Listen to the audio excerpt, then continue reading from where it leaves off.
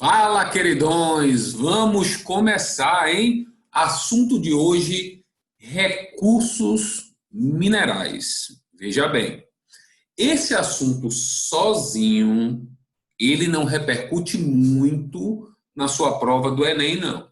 Agora, ele é associado quando nós trabalhamos comércio internacional, principalmente se a gente for abordar a questão do comércio internacional brasileiro, porque a gente aí está falando da venda de commodities, tá certo? Então ele aparece muito e com alguns detalhes em assuntos ligados a comércio internacional.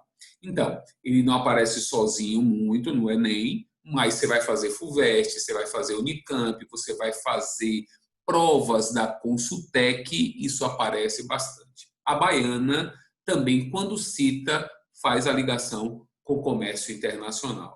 Mas vamos lá? Vamos começar? Vamos brocar nessa zorra desse assunto, hein? Vamos nessa. Bart, recursos minerais. Quando nós falamos nesse assunto, recursos minerais, eu peço bem atenção aí a vocês pelo seguinte: a definição da química de mineral e minério, a geografia meio que não importa muito. Quando você fala de mineral, segundo a química, tá aí, é um corpo natural sólido e cristalino formado em um resultado das interações de processos físico-químicos em ambientes geológicos. Minério é um mineral cujo componente metálico, segundo a sua concentração e viabilidade das jazidas, é economicamente rentável para a sua prospecção e exploração. Então, se a gente quer derrubar lá na prova do Enem, você só precisa se ligar um detalhe importante, que minério, ó Bart, minério é a parte do mineral com utilidade econômica. Bart, no caso de uma questão discursiva, eu posso somente colocar isso, que minério é a parte do mineral com utilidade econômica? Pode e deve. Tá de boa, você está fazendo uma prova de geografia. Então, o certo é você chamar minério de ferro ou mineral de ferro?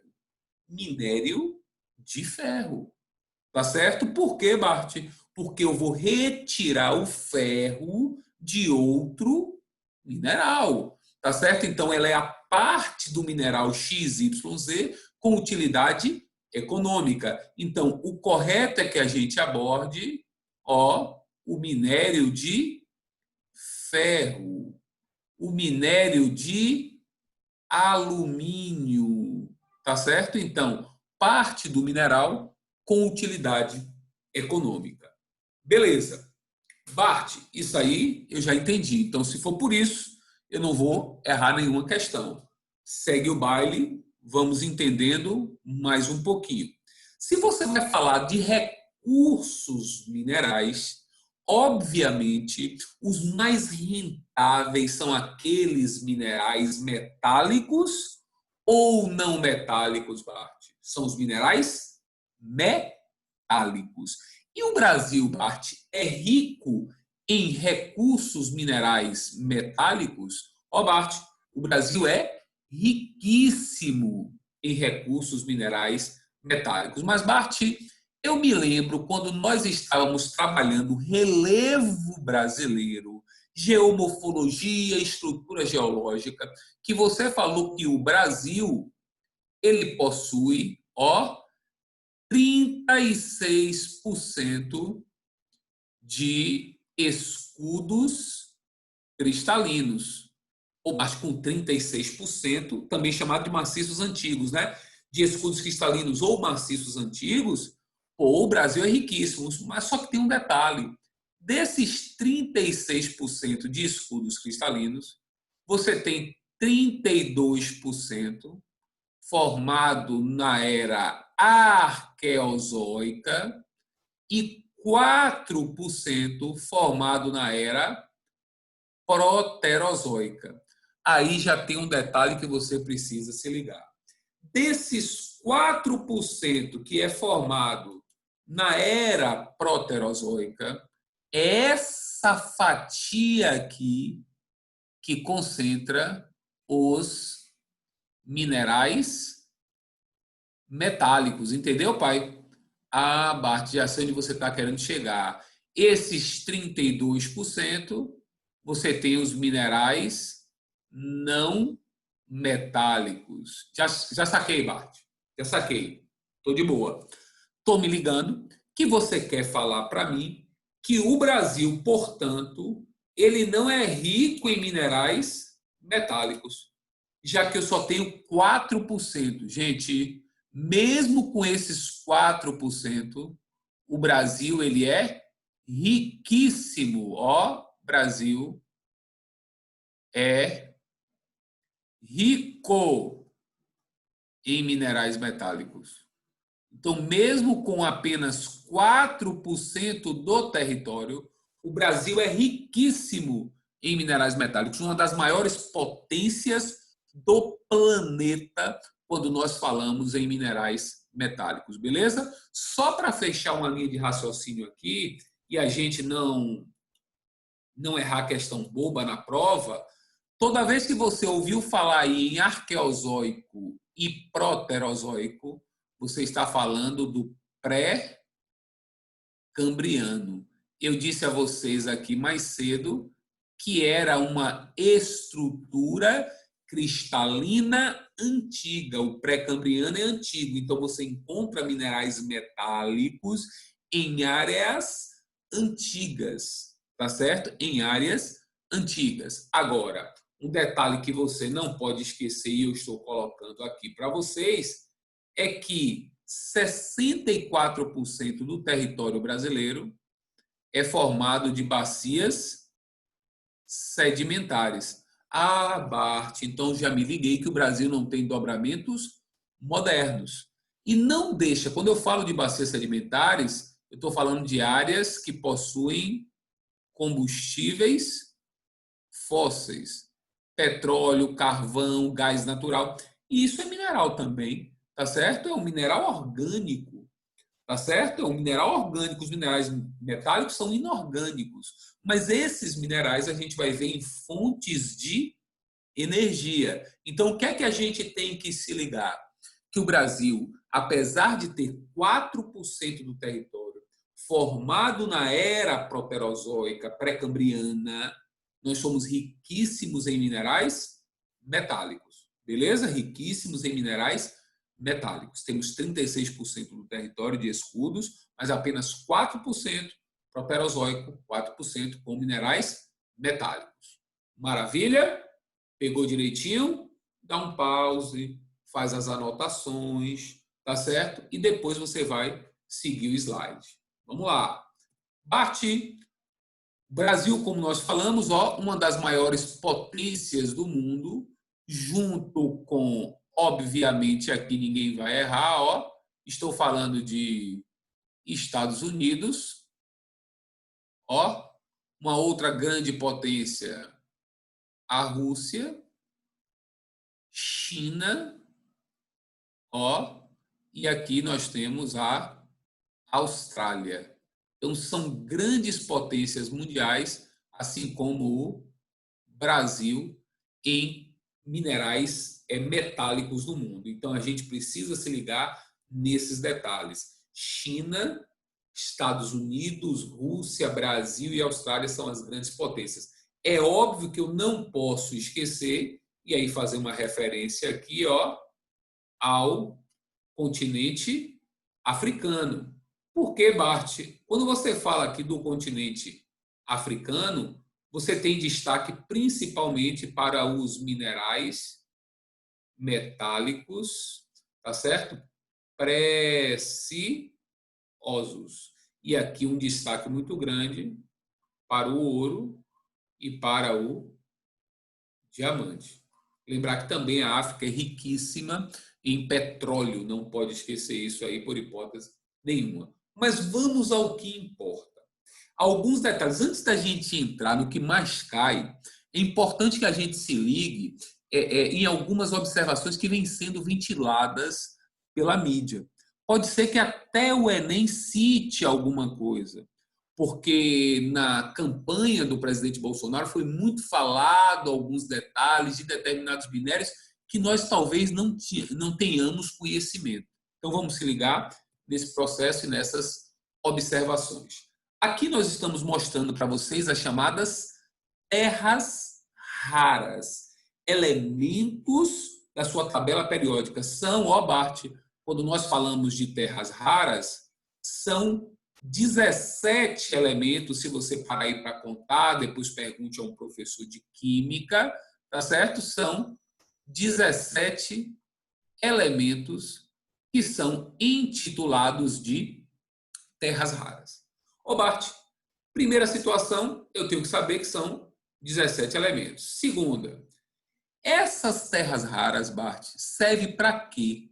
Ó, essas terras raras servem para produção de peças, ó, de informática, também de eletrônicos. Então, no seu celular tem peças que a composição são terras raras. Na sua televisão, na sua máquina de lavar, naquele painel, tá certo? Na sua geladeira, no painel da sua geladeira. Então, você tem uma série de produtos na atualidade que tem as chamadas terras raras. Beleza? Ô Bart, já estou ligado aqui que pelo nome eu não posso, ó professor, sempre faço boas relações, terras raras, tá certo? Já estão escassas no mundo. Falso. O nome é terra rara, beleza? Mas as terras raras, elas são abundantes no mundo. Mas, Bart, por que o nome é terra rara se ela é abundante? Porque é de difícil extração. Então, são minérios de difícil extração. São pó, como você vê aí na imagem. Então, não dá para pegar uma retroescavadeira, tá certo? E tirar tudo que você vê pela frente, porque nem tudo são terras raras. Na sua fazenda, pode ter grandes reservas de terras raras. Ah, Bart, e aí? O que é que eu uso para poder extrair esses minérios? Você vai utilizar o sulfeto de amônia. E aí é que está um grande problema. A utilização da amônia, ó, ela gera grandes impactos, ó, ambientais. Beleza? Então, as terras raras são 17 elementos que vocês estão vendo aí da tabela periódica. Eu faço peças ligadas à informática, aos eletrônicos. São abundantes no mundo, mas são áreas de difícil extração. Eu vou utilizar a amônia e isso vai contaminar, ó, o solo. Então, isso aqui, ó, gera uma contaminação ao solo. E, obviamente, pode acabar afetando também o homem. Agora, Bart, quem é que lidera essa história? Olha para a minha tabela para não errar o que é fácil. Tá certo? Ó, Bart, a China tem mais de 90%. Tem literaturas que já falam que a China está liderando com 97% da produção de terras raras no mundo. Imagine, velho, mais de 90% da produção de terras raras do mundo pela China. Aí você pode pensar e dizer assim, pô, Bart, então ele é abundante no mundo, mas está concentrado na China. Gente, eu estou falando que a China tem mais de 90% da produção. Eu não falei 90% das reservas. Beleza? Eu estou dizendo que ele domina 90% da produção. Ô Bart, importante você saber que o nosso Brasil liderou a produção, liderou a produção nos anos 80. Gente, só que aí você vai fazer uma relação, tá certo? Aí você vai fazer uma relação importante. Nos anos 80, a questão da informática e dos eletrônicos era tão forte quanto é hoje? Não. Então, o Brasil liderava a produção de algo que não era tão caro, e até hoje não é, tá certo? Terras raras não é um produto muito caro no cenário internacional. Então, o Brasil liderava a produção de algo que não era tão caro, tá certo? Naquela época, e que a sua extração gerava uma série de problemas ambientais. Então, qual foi a decisão do Brasil? Deixar de lado a extração de terras raras. E quem pegou nos anos 90, Bart, tudo isso? A China. Então, o Brasil deixou de lado a produção de terras raras por conta do forte impacto ambiental que tinha e do preço não ser tão convidativo. Aí a China dominou. Hoje, professor, hoje, Brasil está tentando, retomar. Nós estamos tentando retomar essa produção, só que tem um problema.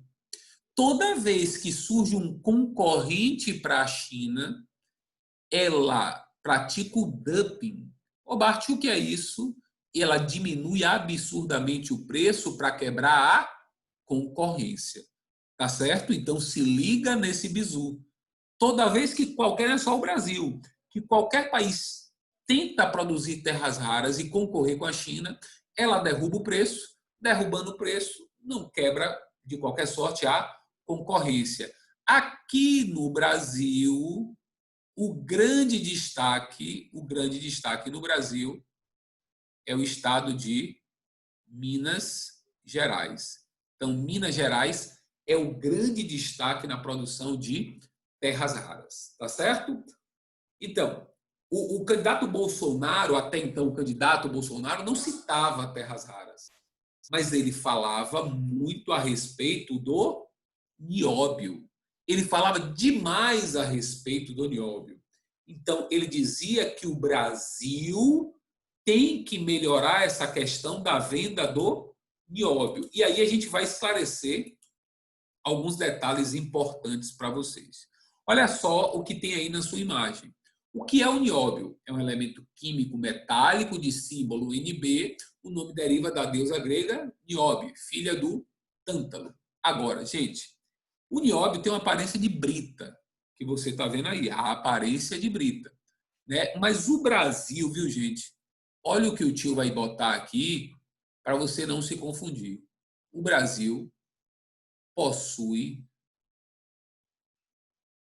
mais de 90% das reservas. Gente, igual que eu falei da China, verdade ou falso? Falso. Eu falei que terras raras têm espalhado por tudo quanto é lugar. Beleza? A China tem mais de 90% da produção. Aqui não, papá. O Brasil tem mais de 90%, para ser preciso, 98% das reservas de nióbio do mundo. Bart, nióbio, ele serve para quê? Nióbio ele é utilizado na fabricação de liga de aço de alta resistência. E ela praticamente ela não enferruja. Pô, Bart, me liguei agora no bizu. Já que é uma liga de aço de alta resistência, isso, portanto, é muito procurado pelo mundo. Verdade. E nós, com mais de 90% das reservas, nós ditamos o preço do nióbio no cenário mundial. Verdade. Verdade. Ou então a gente deve vender muito caro. Gente, um detalhe que foi o erro de Bolsonaro em campanha, tá certo? Talvez até por não ter essa noção. Quando você fala das reservas no Brasil, é bom você saber que, assim como nas terras raras, Minas Gerais é o grande destaque. Tá certo? Minas Gerais é o grande destaque. Agora, outro detalhe que você precisa saber é que outros recursos podem fazer a mesma função. E agora tire sua conclusão. Se outros recursos podem fazer a mesma função, o Brasil tem como vender o nióbio pelo preço que quiser? Não. Porque a partir do momento que o Brasil aumentar o preço do nióbio, o que é que vai acontecer, Bart? Os outros países que compram vão procurar por outros recursos em outros países. Então, nós não vendemos, e isso é bom que a gente deixe claro, nós não vendemos o nióbio barato, tá certo? O nióbio, ó, ele é vendido pelo valor, ó, de mercado. Tá certo? Ele é vendido pelo valor de mercado. O que chegou a ser comentado na época é que Bolsonaro queria estatizar as reservas de nióbio, porque muitas dessas reservas são de grupos privados. Tá certo? O grupo do Itaú Unibanco domina grande parte das reservas de nióbio pelo Brasil. Tá certo? Então não dá para aumentar o preço. Se aumentar o preço, a galera vai deixar de comprar. Beleza? Entendeu? Vamos seguir o baile. Bart, lembrando, nióbio não é terra rara. Terras raras, nióbio e agora o grafeno, que também foi muito falado, tá certo, na época da campanha. Grafeno, ele é considerado um material do futuro. Olha as grandes características do grafeno. Ó, é o material mais condutivo do mundo, mais fino do mundo. Ele é mais forte 200 vezes do que o aço, absurdamente maleável e transparente, bidimensional.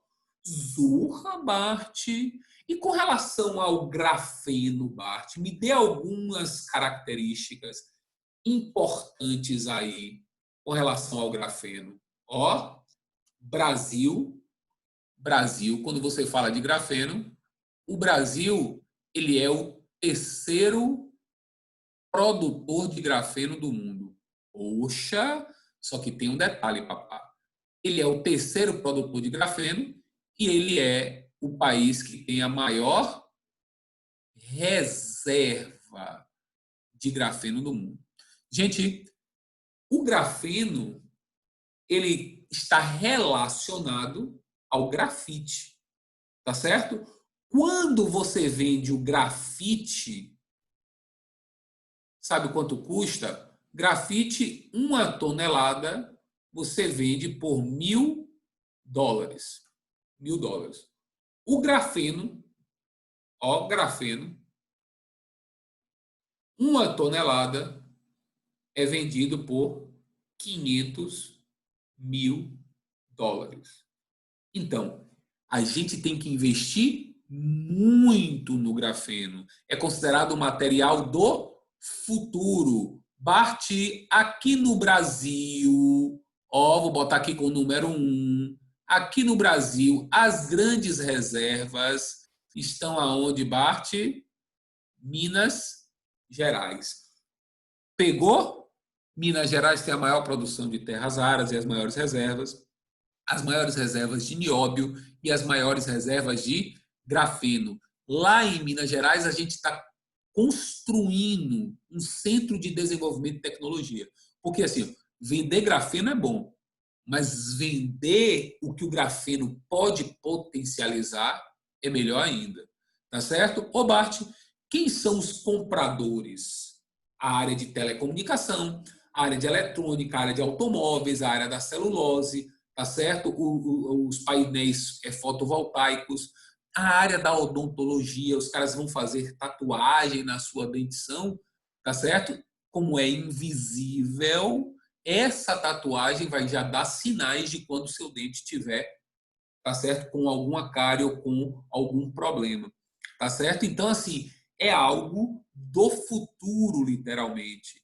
E ele pode fazer, tá certo? O que vocês viram numa determinada série lá do Netflix, a pele humana também, tá certo? E você pode fazer robôs, né, muito semelhantes, mas muito semelhantes ao homem através do grafeno. É um projeto caro que a gente está tentando desenvolver, uma que está hoje parado pela questão da própria pandemia, e a gente espera, tá certo, que o quanto mais rápido possamos desenvolver isso aí. Temos que deixar de vender o grafite, passar a vender mais o grafeno e, mais do que vender o grafeno, vender a sua potencialidade, vender o que é caro. A gente precisa sair dessa de vender commodities baratas, tá certo? Primeira parte já foi para o saco. Forte abraço, sucesso a todos, fiquem com Deus, que Deus abençoe.